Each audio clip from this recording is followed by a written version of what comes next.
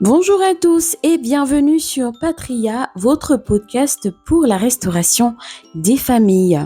Alors ce matin, nous allons parler d'un thème qui s'intitule Détruire la mentalité de pauvreté. Waouh! Oui, en famille, on a besoin de comprendre ces choses. C'est pourquoi nous allons commencer par nous poser une question.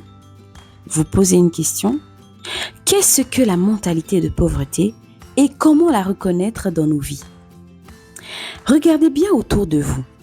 D'un côté, vous allez voir des familles qui transmettent la richesse, la vision et l'excellence de père en fils. Et de l'autre côté, vous observerez d'autres familles qui transmettent, par contre, le manque, la dette, les excuses de mère en fille. Mais écoutez bien. Être riche, ce n'est pas avoir un gros compte en banque. Non, non, non. On peut avoir des maisons, des voitures et garder une mentalité de pauvreté. Parce que la vraie pauvreté ne commence pas dans le portefeuille. Elle commence dans notre tête, dans nos pensées. C'est pourquoi la Bible dit dans Proverbe 27:7, « Car il est comme les pensées de son âme. » Oui, aucun père sur terre ne veut que ses enfants vivent la même galère que lui. Aucune mère ne rêve que sa fille mendie ce qu'elle n'a pas eu. C'est pourquoi la Bible dit dans le psaume 112, versets 1 à 2, « Heureux l'homme qui craint l'Éternel, sa postérité sera puissante sur la terre. » Si Dieu nous a fait sortir de quelque chose, c'est pour que nous ne retournions pas là-dedans. Et je m'adresse à toi. Si tu changes de mentalité, tu verras que ta maison va changer. Si ta maison change, c'est ton quartier qui va changer. Et si ton quartier change, waouh, c'est ta ville qui va changer. Et si ta ville change, c'est ta nation, ton pays qui va changer. C'est pourquoi justement le Seigneur nous appelle à avoir une intelligence renouvelée. Dans Romains 12, il dit, mais soyez transformés par le renouvellement de l'intelligence. La mentalité de richesse et de prospérité, c'est une semence. Et cette semence transforme les nations. On va bien comprendre, j'entends déjà certaines personnes qui disent « Oh, mais ça c'est encore quelle parole, mais on parle de quoi ?» Vous allez comprendre. Alors, on va aller diagnostiquer en nous les signes ou les symptômes de la mentalité de pauvreté. On est en train de parler de la mentalité. Parce que on peut posséder des biens, etc., mais avoir une mentalité pauvre. Alors, le premier symptôme ou le premier signe qu'on a une mentalité de pauvreté, c'est le manque chronique. On est toujours en fait dans un manque excessif. Et vous allez voir ces personnes qui ont cette mentalité-là, elles vont toujours avoir cette expression-là à la bouche. Oh, je n'ai pas assez. Oh, je ne peux pas faire ci parce que je n'ai pas assez. Je n'ai pas assez. Tu es toujours en train de dire je n'ai pas assez ou parfois je n'ai pas. Mais si tu regardes bien, tu verras que tu as quand même un peu. Et le Seigneur, qu'est-ce qu'il a dit? Il a dit va avec la foi que tu as. Quand il a parlé à Gédéon, va avec la foi que tu as.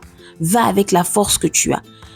Quand Gédéon se regardait, il ne voyait rien parce qu'il avait encore cette mentalité-là. Mais le Seigneur voulait l'emmener dans un autre état d'âme, dans une autre mentalité. C'est pourquoi justement, on doit réaliser que même si présentement tu n'as rien, tu ne dois pas être en train de le déclarer. Tout le temps, je n'ai rien, je n'ai pas assez, oh je suis pauvre, je n'ai rien, je ne peux pas faire ci parce que je n'ai rien, je n'ai pas assez. Non, la Bible dit mon Dieu pourvoira à tous vos besoins selon sa grande richesse. Le Seigneur pourvoira à tes besoins. Au lieu de te plaindre et de tout le temps être négatif, pessimiste et de dire je n'ai rien, je suis pauvre. Non, il faut déclarer la parole, demander au Seigneur de renouveler tes pensées. Le manque chronique et le fait de se répéter à chaque fois qu'on n'a rien, on n'est rien, on n'a rien, on n'est rien, c'est le signe qu'on a la mentalité de pauvreté. Deuxième symptôme ou deuxième signe, le manque d'estime. Oui, vous allez entendre ces personnes qui diront « Je ne mérite pas mieux que ça. Vraiment, je me suffis du peu que j'ai. Oh, moi vraiment là, moi c'est bon. Moi je préfère les miettes. » En fait, quand tu penses comme ça, tu es en train même d'empêcher le Seigneur d'agir. Qu'est-ce que la Bible dit dans 1 Pierre 2:9? La Bible dit « Vous êtes une race élue, un sacerdoce royal. » Quand le Seigneur te voit, il ne te voit pas avec les miettes.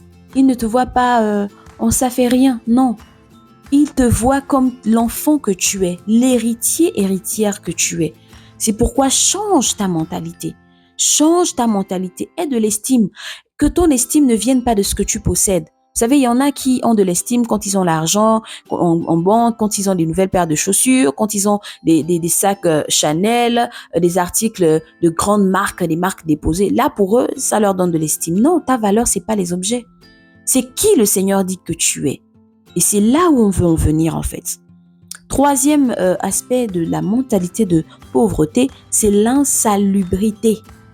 Vous allez voir, il y a des personnes, même elles ont de l'argent, mais elles sont sales.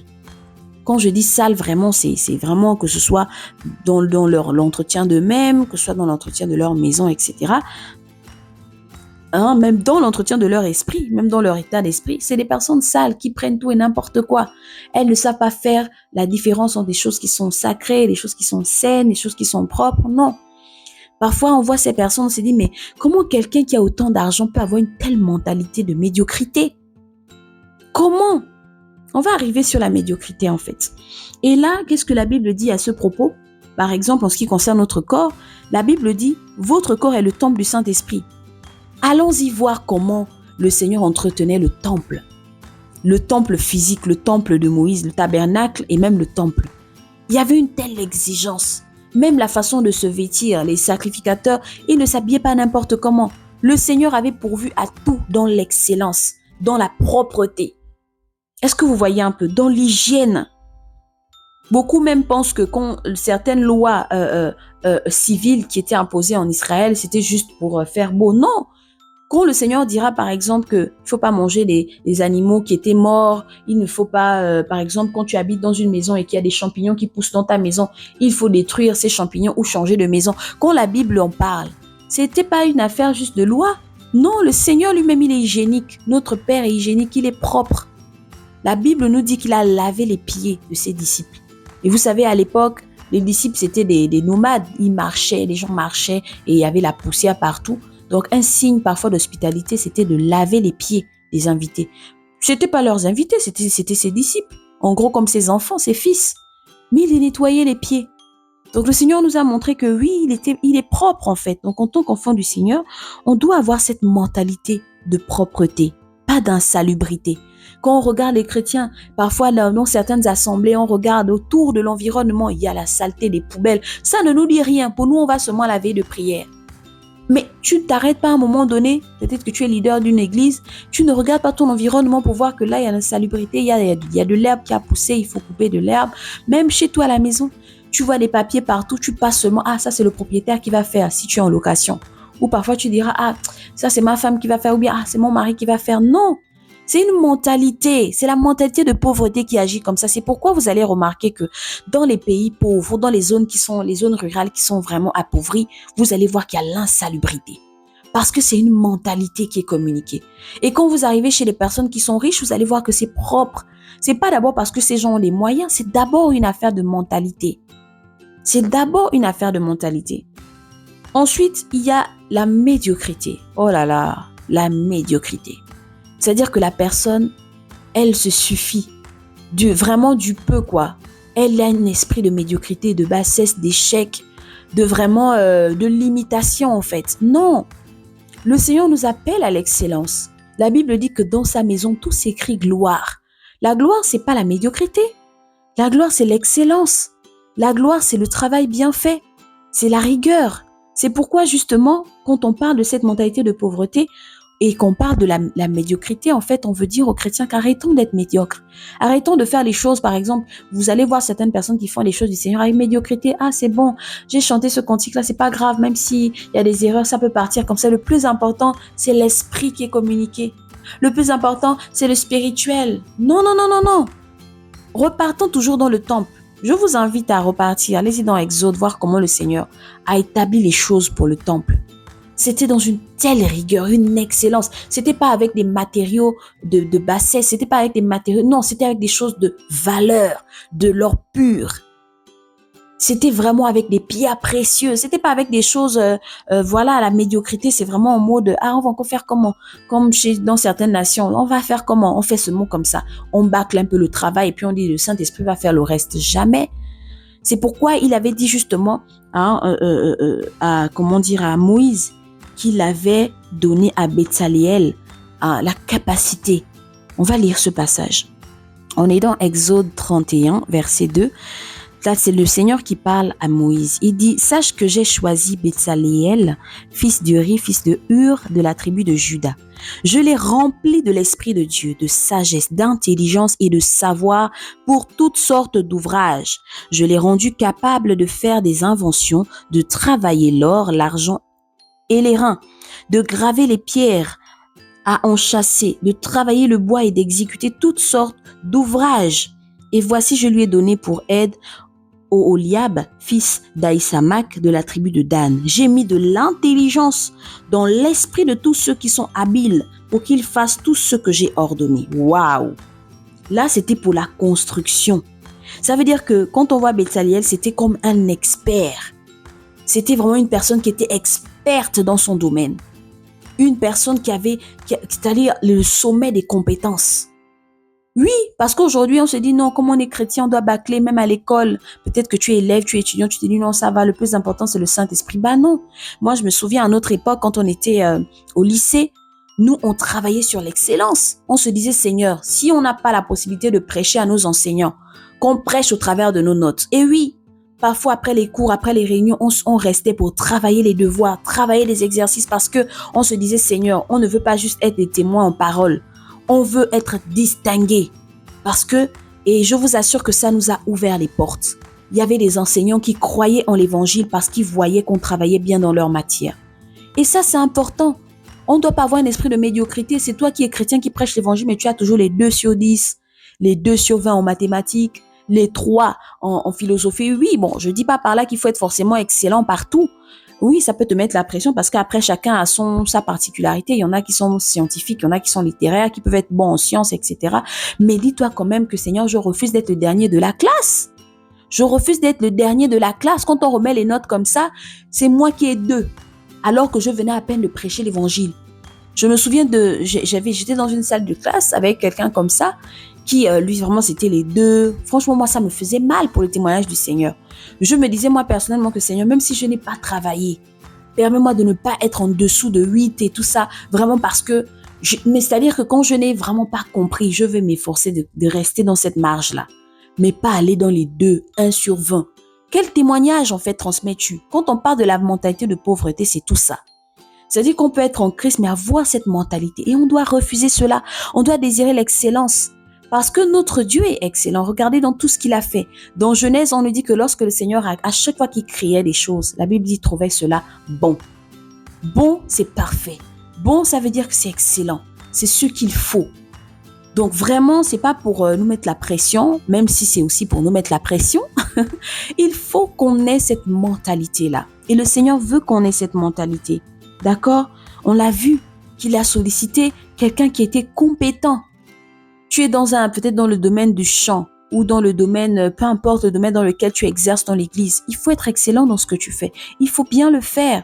Si tu peux te faire former, fais-le. Mais fais bien l'œuvre du Seigneur. Fais-le bien. Comme l'apôtre Paul pouvait le dire à Timothée, applique-toi bien à l'enseignement. Applique-toi bien. Alors, on a un autre point. Après la médiocrité, il y a le désordre.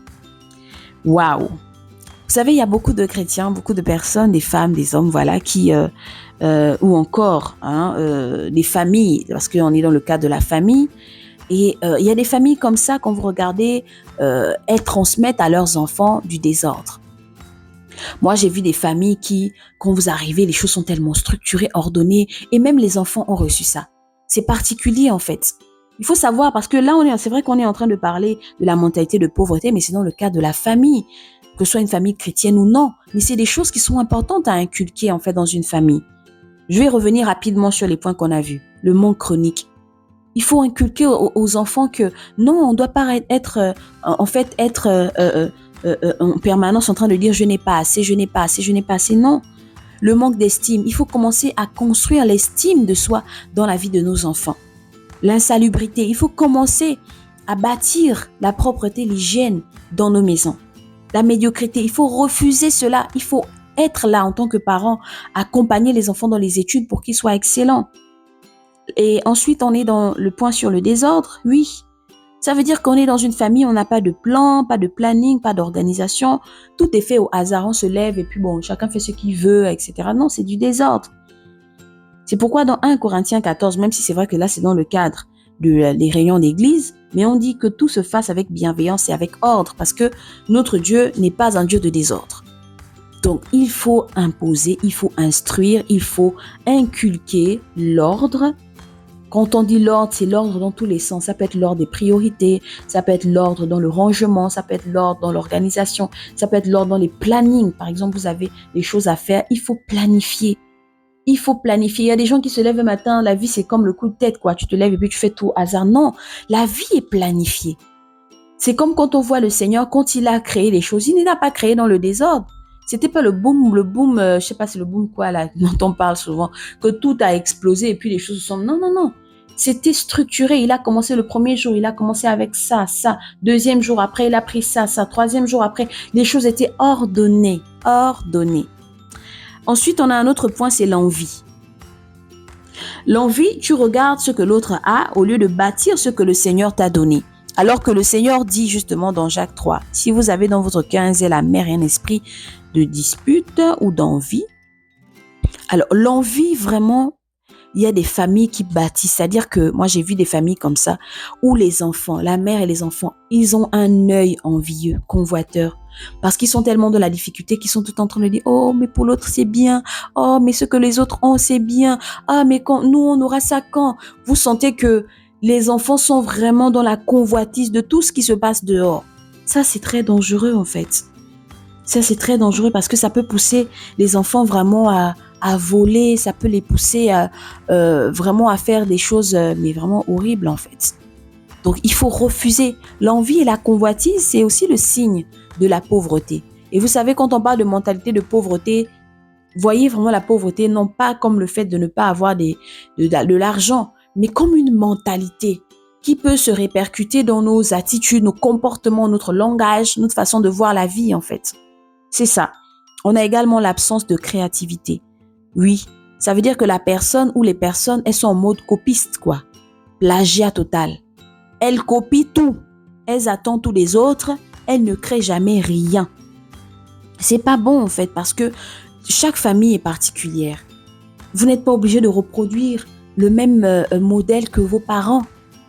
Moi, j'ai écouté des couples comme ça qui parfois se disputaient même parce que l'un voulait que non, moi je veux qu'on place le salon là comme ci, parce que chez moi j'ai grandi, c'était comme ça. La femme va dire non, chez nous c'était comme ça. Et vous êtes en train de vous disputer pour rien. C'est pas une bonne mentalité en fait. Il faut être créatif. On a reçu en nous un esprit d'intelligence. Il faut créer. Vous n'êtes pas obligé de reproduire les mêmes choses que vous voyez partout. Non, c'est la raison pour laquelle certaines familles se détruisent. Parce que quand on va regarder à la télé, on va voir, oh, ça c'est les familles Kardashian. Ah, nous aussi j'ai envie d'avoir ma famille comme ça. Mais pourquoi? Est-ce que vous êtes dans le même cadre? Est-ce que vous êtes dans le même environnement? Est-ce que vous êtes dans les mêmes réalités? Non, pas besoin de copier une famille. Va devant le trône. Si tu es chef de famille, mère, père ou je sais pas, prie, demande au Seigneur, Père, quel est le format? C'est quoi le modèle de la famille que tu veux que l'on ait?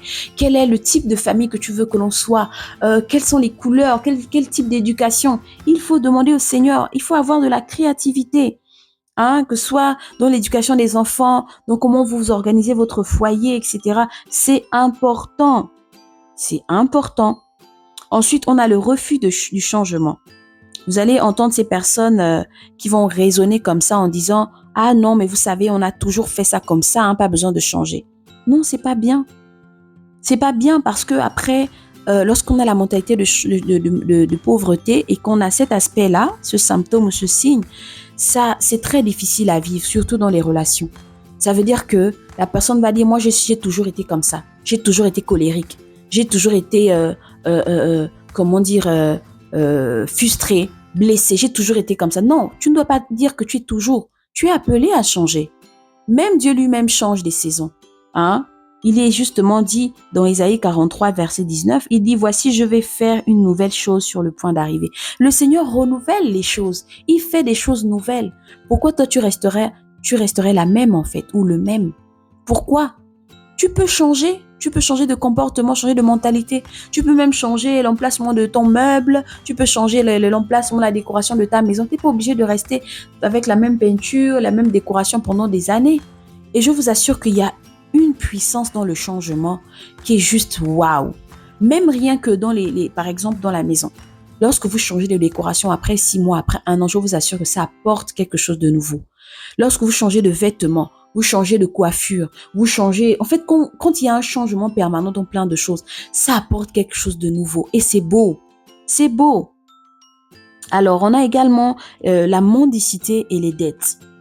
Ça veut dire que la personne, elle vit sur ce qui ne lui appartient pas. C'est pourquoi la Bible dira justement dans Proverbe 22:7, « L'emprunteur est l'esclave de celui qui prête. » Oui, la Bible dit que si tu passes ton temps à prêter de l'argent, à emprunter de l'argent, à avoir des dettes, tu vas devenir esclave de... Imagine un peu toutes ces dettes-là que tu as. Combien de personnes à qui tu as donné ton coup en esclavage? C'est drôle, mais honnêtement, c'est fort. Quand on voit cet aspect-là sous cet angle-là, c'est chaud en fait. Si tu as peut-être 5 personnes que tu dois, tu t'imagines ton coup est complètement lié en esclavage pour ces 5 personnes et c'est chaud.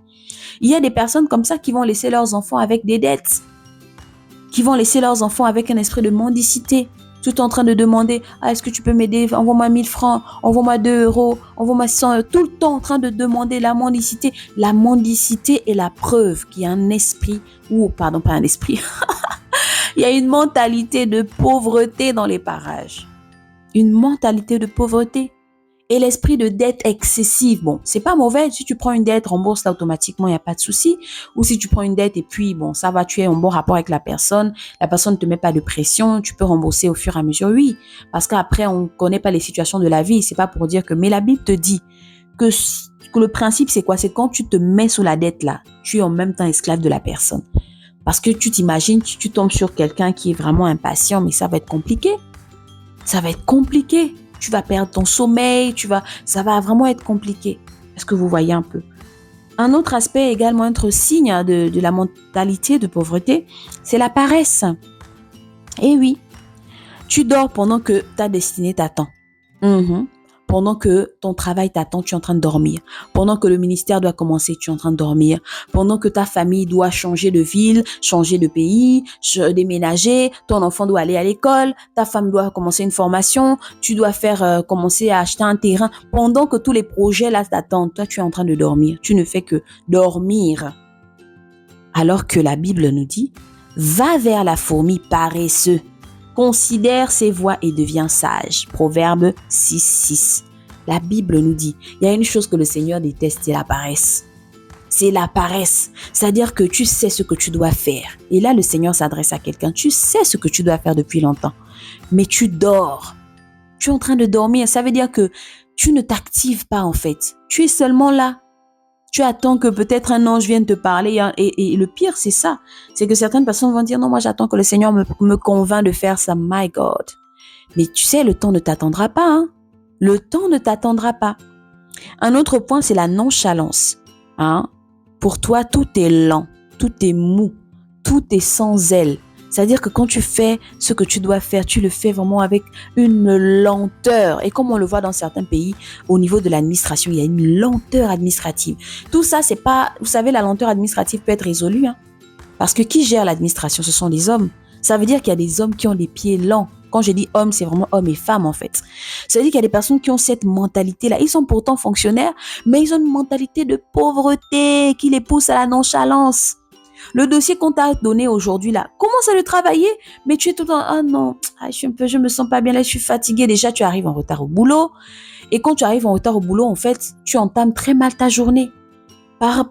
Pareil en fait avec la maison, avec la famille. Il y a des projets que tu devais déjà lancer pour la famille. Il y a des choses que tu devais déjà inscrire tes enfants dans telle activité, dans tel club, etc. Mais jusqu'alors, tu es lourd d'action. C'est pas une bonne chose. C'est pas une bonne chose. La Bible dit dans Romains 12:11, ayez du zèle et non de la paresse. Soyez fervents d'esprit. Soyez fervents d'esprit. La vie, il faut l'attaquer. Quand tu te lèves le matin tôt, après avoir prié, tu attaques ta journée. avec les objectifs que tu t'es fixés, bien sûr. Mais c'est pas tu dors jusqu'à 11 heures et puis tu deviens lourd, tu traînes le pas pour faire quelque chose. La journée passe. Quand tu arrives à 22 heures, tu n'as rien fait de ta journée. Et pour terminer, le dernier élément sur la liste, c'est la procrastination et la lâcheté. La procrastination te dit « Ah, je ferai ça demain ». Et c'est tout cela qui cause la lenteur administrative. C'est que les gens ou la lenteur dans les projets de famille, les gens sont toujours en train de remettre à demain.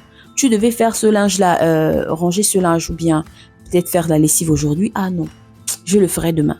Et quand tu dis « je le ferai demain », là, c'est la même phrase que tu vas utiliser à chaque fois jusqu'à ce que ça va faire 6 ans. Il y en a comme ça qui se sont retrouvés, les projets n'ont même jamais débuté. Parce qu'à chaque fois, non, je le ferai quand je serai mieux, je serai plus calme, je le ferai. Non, il faut attaquer la chose. La vie, on l'attaque. On attaque la vie. Hein? On attaque la vie. Et la lâcheté, c'est vraiment l'image de la peur. Ah non, j'ai peur de m'engager. Ah non, j'ai peur de faire ce projet. Ah non, j'ai peur de voyager. Ah non, j'ai peur de me séparer. Ah non, j'ai peur. Non. La Bible dit que les lâches n'hériteront point le royaume des cieux. C'est dans Apocalypse. Les lâches n'entreront pas. Même pour aller au ciel, il faut attaquer la vie. La Bible dit quoi? Dans Acte 11, je pense, c'est l'apôtre Paul qui parle. Il dit que le royaume des cieux est violent. Il est violent. Non, c'est Jean-Baptiste qui le disait. Et l'apôtre Paul va dire que c'est par beaucoup de tribulations qu'il nous faut rentrer dans le royaume. Pour montrer que c'est pas une chose facile, la vie. Il faut l'attaquer. Si tu te reposes sur tes oreillers en disant non, on m'a mal parlé. Ah non, je ne veux plus rien faire. Ah non, j'ai peur dehors, comme le dit Proverbe. Le paresseux, qu'est-ce qu'il dit? Il dit non, il y a un lion dehors. J'ai peur d'aller. Ça, c'est la lâcheté. Non. Il faut affronter la vie. Qu'est-ce que la Bible dit? La Bible dit car ce n'est pas un esprit de timidité que nous avons reçu du Seigneur. C'est pourquoi il faut se réveiller. Il faut se réveiller. Chère famille, chère Église, il faut refuser cette mentalité de pauvreté. Comme on l'a dit au départ, c'est pas le fait de posséder de l'argent ou ne pas posséder. Non, c'est une mentalité qui justement se manifeste par toutes ces choses qu'on a citées là. Nous devons combattre cette mentalité-là. Nous devons chasser cette mentalité, nous devons la crucifier même s'il faut. Parce qu'elle nous empêche de développer les talents que le Seigneur a mis en nous. Elle nous empêche de prospérer. Alors que la Bible va dire, dans 3 Jean, je souhaite que tu prospères à tous égards et que tu sois en bonne santé comme prospère l'état de ton âme. La mentalité de pauvreté nous empêche d'impacter. Alors que le changement qui va commencer aujourd'hui, la décision que tu vas prendre aujourd'hui, va impacter la prospérité dans tes pensées. Ça va te donner une autre mentalité, une mentalité du royaume, une mentalité d'excellence, de richesse, de réussite. Et oui, c'est pourquoi que le Seigneur bénisse nos familles et je vous dis à très bientôt pour un autre podcast.